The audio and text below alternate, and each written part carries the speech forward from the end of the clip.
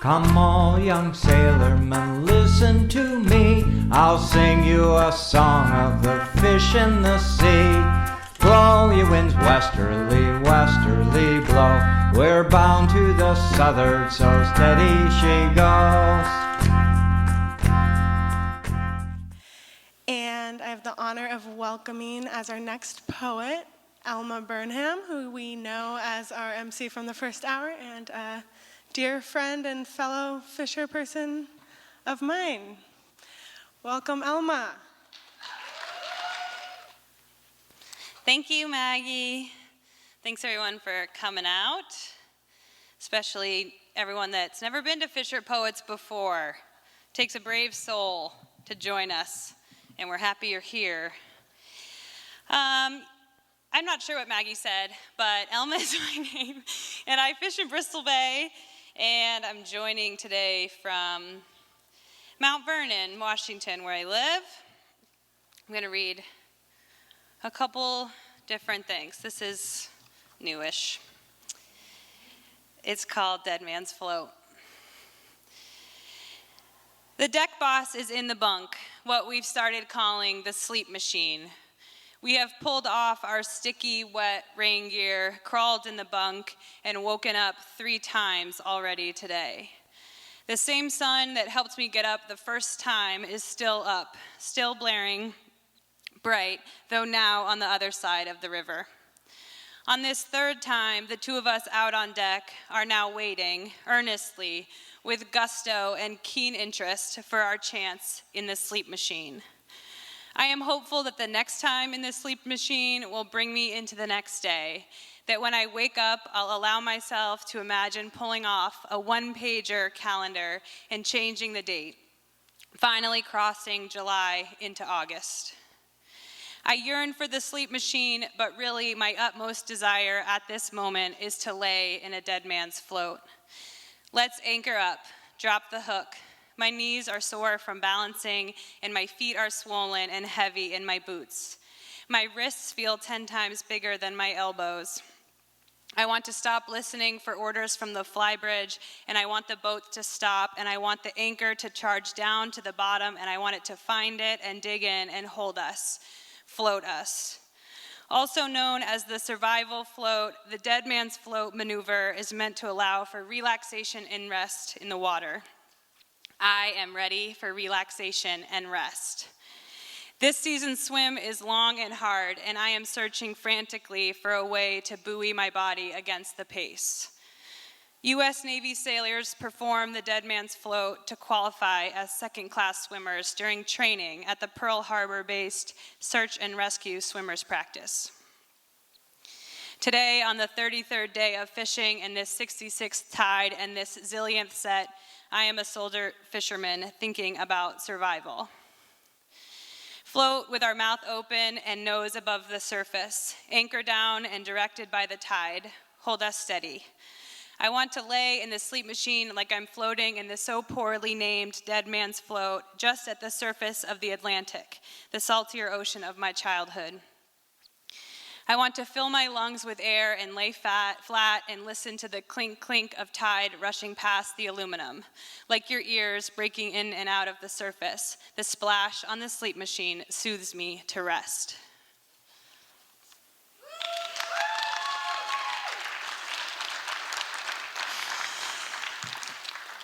Okay, I want to start this one with just saying that we absolutely need fewer guns in this country. Thank you, yeah.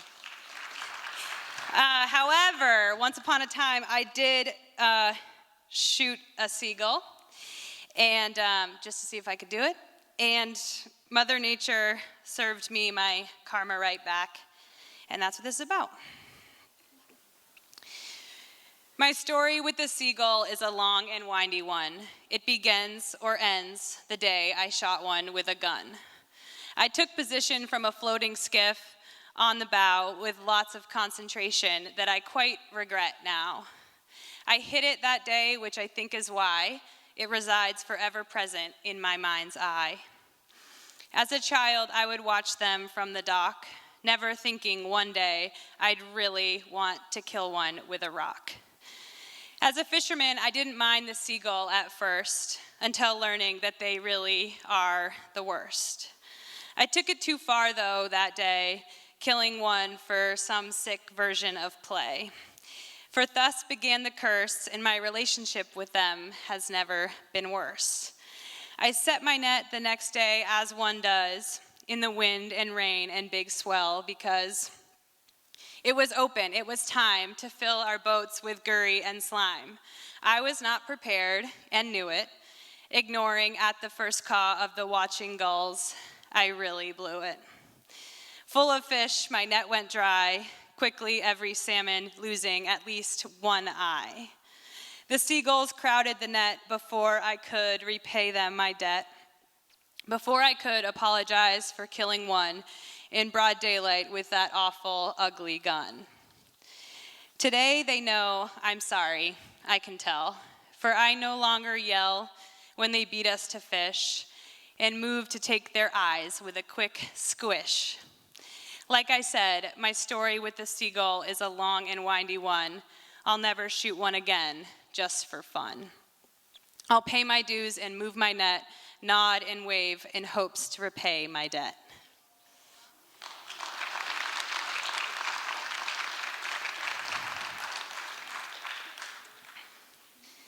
Thanks.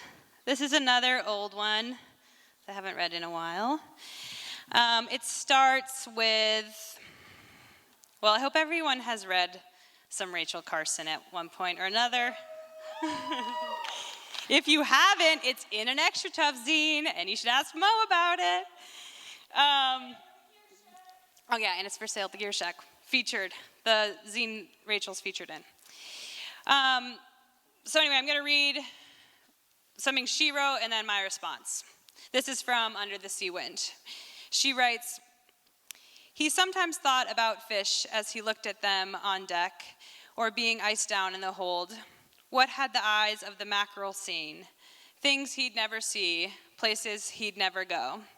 He seldom put it into words, but it seemed to him incongruous that a creature that had made a go of life in the sea, that had run the gauntlet of the relentless enemies that he knew roved through that dimness his eyes could not penetrate, should at last come to death on the deck of a mackerel seiner, slimy with fish scurry and slippery with scales. But after all, he was a fisherman and seldom had time to think such thoughts." Then this is me. "Dear one, as you sway on deck, eyes down toward the icy hold, asking yourself, what had the eyes of the mackerel seen? I bounce around on my smaller skiff, eyes down towards the slushy fish bin, and ask myself, what had the eyes of the salmon seen? Where had they been? Where are they going? Really, though, what I would like to know is if these fish coming to death on my deck have raced by, hid from, felt those coming to death on yours. I worry not about geography and biology and the details that perhaps hold a true answer. Instead, I suspend my disbelief and believe my slight inkling that the related experiences of these fish, the incongruousness of their life in the sea, as you say, arriving at death here on this aluminum deck, is really not incongruous at all. Rather, the opposite. A shared experience in a harmony of dead fish eyeballs and young fishermen allowing a moment of pause in midst of swells and an arduous bloodbath. Perhaps these fish had seen the same, graced the same kelp bed, bumped against the same hull. I understand that the likelihood of my very sockeye brushing past your very mackerel is unlikely. I understand that this celebratory haul is also one of tragedy. I understand that our target species, like our days, are so very different, but I prefer to embrace these thoughts, these ones we seldom have time to think. In love and Gurry, Elma.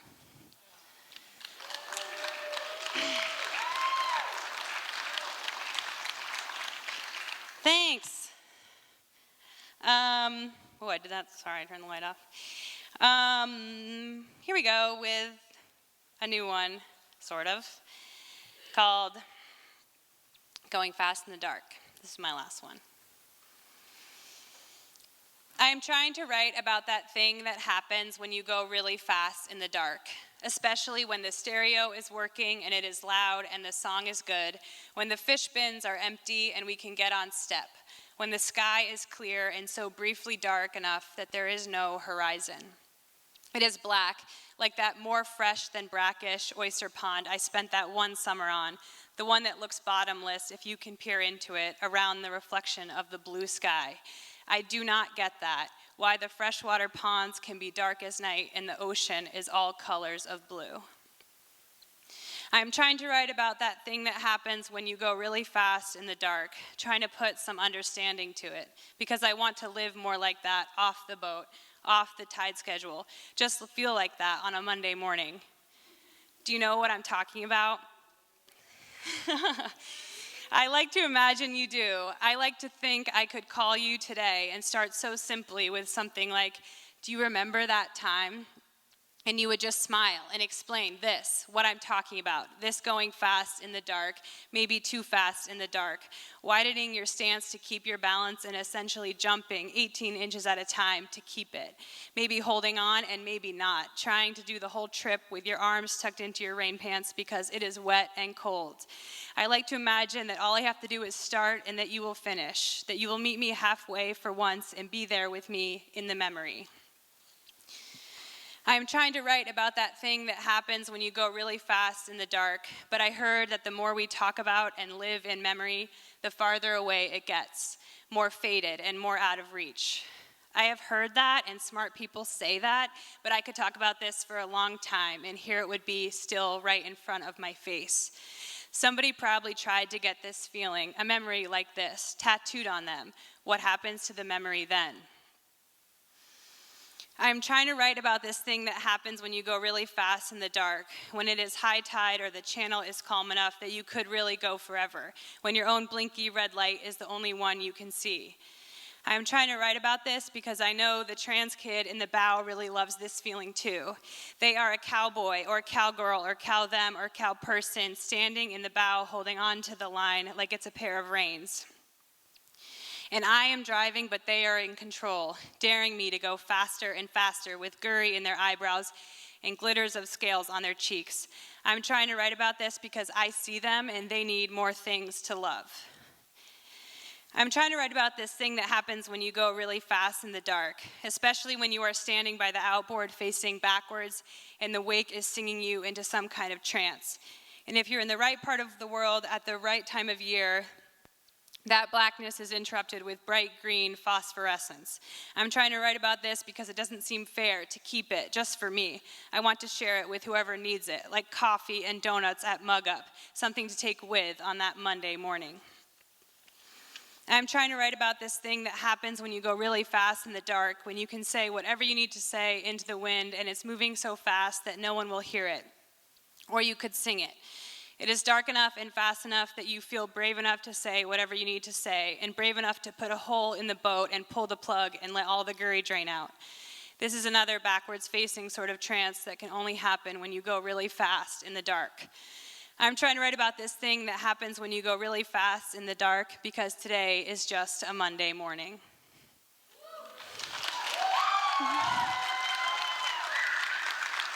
That's it. Thank you.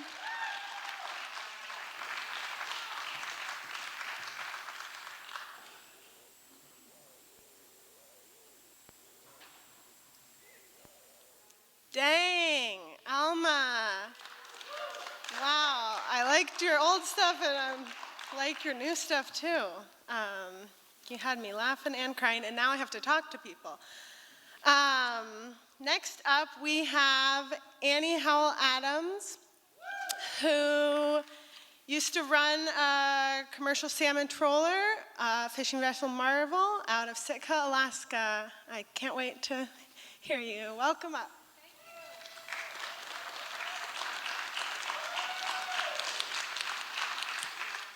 Hi guys, hey.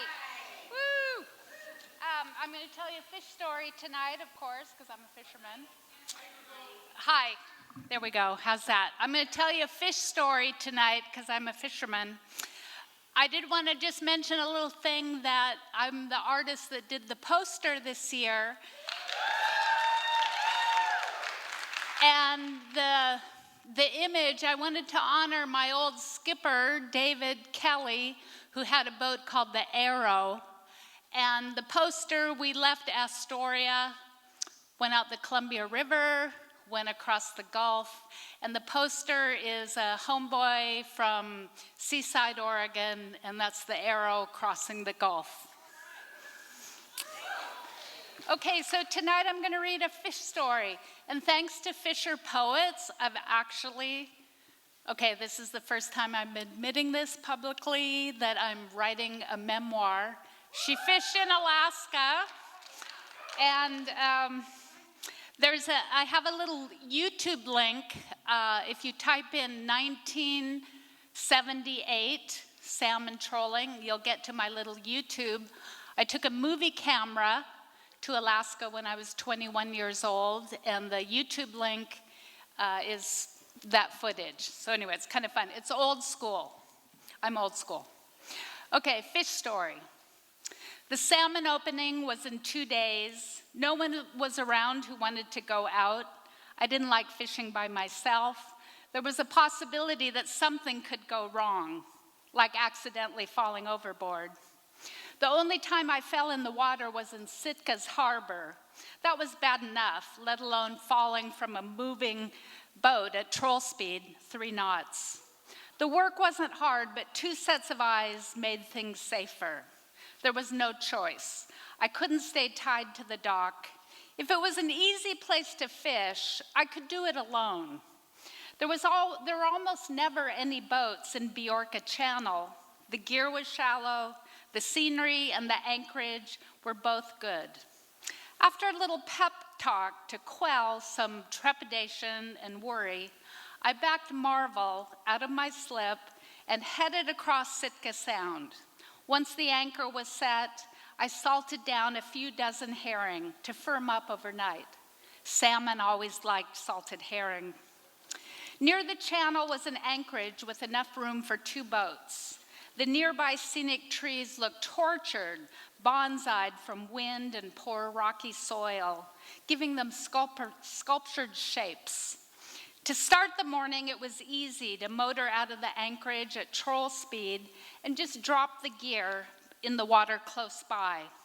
No long run offshore, no loud scream of the diesel engine first thing in the morning at full throttle. It was simple. Set the gear, and then make some coffee and toast.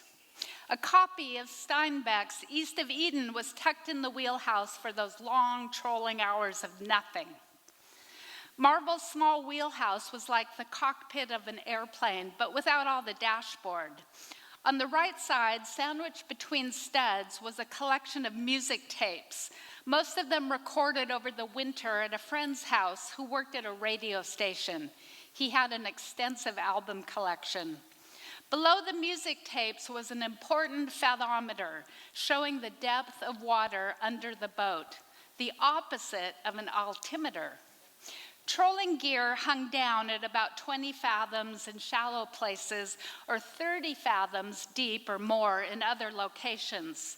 To entice king salmon feeding near the bottom, trollers moved along their fishing gear close to the bottom. A critical part of trolling was knowing the underwater topography, even though it couldn't be seen, only conceptualized. The sea bottom was anything but flat. Shallow spots or pinnacles, not all of them marked on charts, would snag gear. I left a pile of lead weights banging around on underwater pinnacles until I figured out what was happening along the bottom. When fishing close to the bottom, one eye was always on the fathometer. It was mounted on a hinge, so even from the cockpit when running the gear, it was possible to know what was happening under the boat. Also in the wheelhouse was a piece of electronics, a paper machine, that gave a sense of what was going on in the water column under the boat. It had a horrible smell, like something died, but provided useful information through a transducer mounted on the hull of the boat. Marvel's transducer was aimed ahead at 5 degrees, indicating what was coming up, sort of like foreseeing the future. On this morning, it showed that there was a lot of feed in the water. The paper machine was typical of fishing in general. A lot of good, salted with some bad. The smell. I lowered the gear with a polished bronze spoons on the bottom. Back at Fisherman's Terminal in Seattle, Carl on the Grace gave me a king spoon to try. Take it, he said. I won't be using it. These spoons were made in Petersburg back in 1920. The bronze lure, a fin spoon, had a design of a little person holding their arms up to the sun. I attached the fin spoon to a freshly tied leader and clipped it to the bottom. It was the first time it had been in the water, having been wrapped in tissue paper and stowed away in a box for over 60 years. The fin spoon and my boat, the Marvel, were the same age. It was original equipment that lined up to catch the kind of fish that roamed the ocean in the 1920s, before the dams. I hope that the fish gods would recognize this pairing from another era. Herring was clipped higher up on the stainless troll lines. Each of my 4 main stainless lines were rigged the same way. Without anyone to talk to, I entered into a different state of mind. Fishing with another person, a good friend on board, was social, chatty, funny. By myself, my focus was more deliberate, more thoughtful, and cautious. I had spent a summer fishing alone, hand trolling, but it was different now. With Marvel, it was a commitment. There were monthly boat payments. I was taking it seriously, figuring it out. Salmon fishing was exciting. On the first pass, the bell started ringing on the starboard trolling pole, indicating a fish was on. Standing in the cockpit in the stern of the boat, I engaged the hydraulic lever, bringing the gear in. Bam! A nice big 30-pound king salmon. And on the hook below was another nice fish. A double header. By the time I ran through all the 4 stainless lines, 2 more big ocean-run king salmon were on deck. I turned the boat right around, rethreaded some herring onto hooks, and circled back to troll through the same spot again. The channel was a deep canyon that led out to the ocean, where salmon that normally lived in 50 fathoms of water or more could swim close to the shore and feed on bait fish that balled up in the shallow waters. A school of king salmon had moved onto my shallow reef. Same thing on the 2nd and 3rd pass. The fish were biting. I had the place to myself. It was a fisherman's dream. When a fish was hooked, if it was big enough and mad enough, it pulled on the stainless troll wire, even with a 50-pound lead weight hanging down off the bottom of the wire. It took a powerful fish to yank the wire around. When such a fish was hooked on the line, the best course of action was to let it tire itself out without baiting a shark or sea lion. On Marvel's stern was a long piece of surgical tubing, a super snubber. Having a fish clipped on the super snubber was both dangerous and effective. Dangerous because rarely the hook would tear out of the fish's mouth and catapult forward. Fish's revenge on fishermen. Effective because a fish would tire itself out, swimming and pulling on the stretchy tubing like a giant rubber band. The chance of landing a fish greatly improved after some time swimming on the super snubber. My fish was massive. It was a, oh my God, look at the size of that fish kind of fish. I ran through the gear and trolled back over the hot spot, letting Mr. Big move back and forth across the prop wash. He looked like a caged animal, pacing, calculating his escape. There's a poem by Elizabeth Bishop about catching an old fish. In the poem, she saw 5 hooks hanging like a beard from the fish's mouth. In the end, she decides to let the fish go, conflicted about killing something so venerable. Now, I might be like the fisherman in the poem, but back then, the only goal was to land the fish. I waited, ran through all 4 lines, and kept an eye on Mr. Big. So how does a fish get so big? Did it miss a year or 2 to return to its river? Salmon typically are on a 4-year life cycle, starting in their home stream, moving out to saltwater where they stay until the 4th year.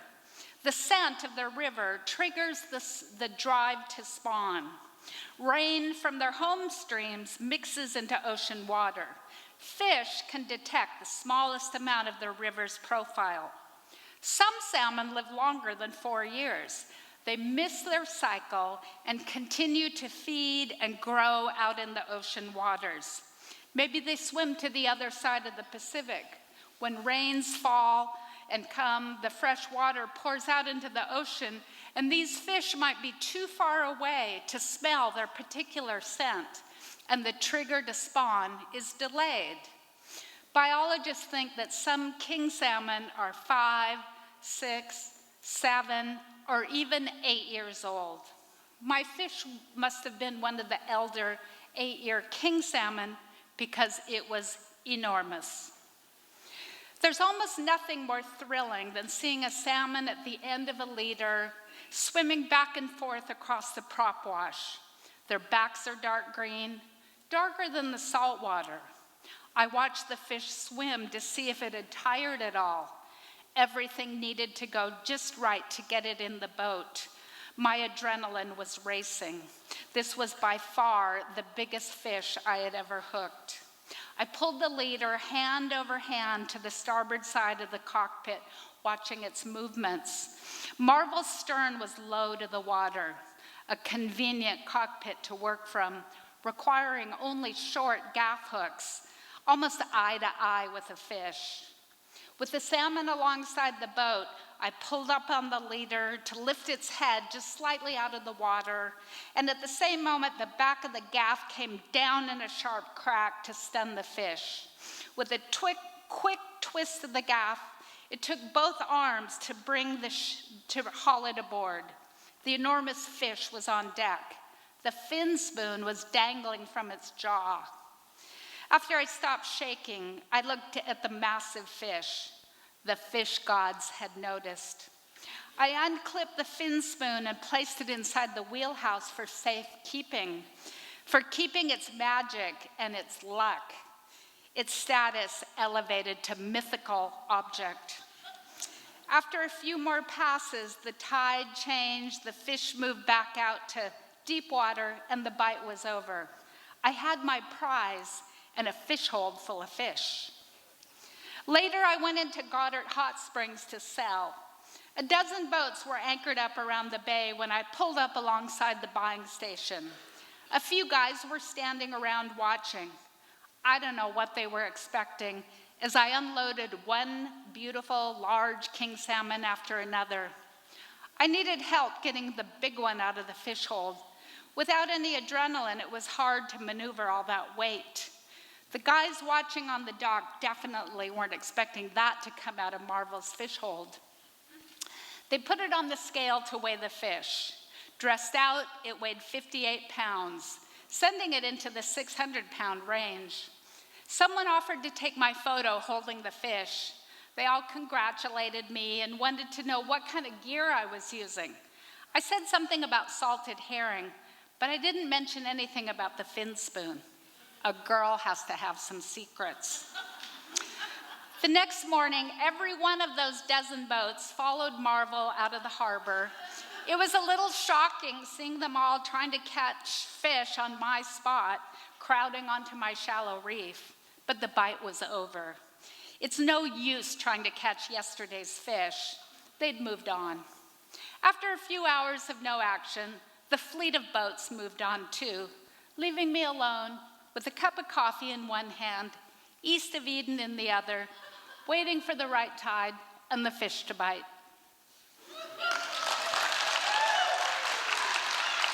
Thank you very much. She's got her fin spoon. She brought the magic to us. Here we go. Here we go. Mythical status.